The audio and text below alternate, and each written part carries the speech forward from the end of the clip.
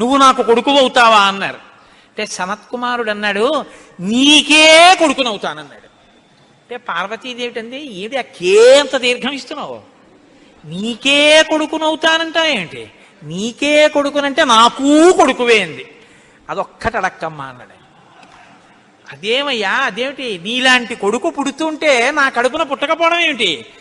అమ్మా, ఎంత పార్వతీదేవివైనా తల్లి, నేను ఒక కడుపున పుట్టడం అంటే అమ్మా, తల కింద పెట్టి కాళ్ళు పైకి పెట్టి 9 నెలలు అమ్మ కడుపులో పడుకుని యోనిద్వారంలోంచి బయటికి రాలేనమ్మా.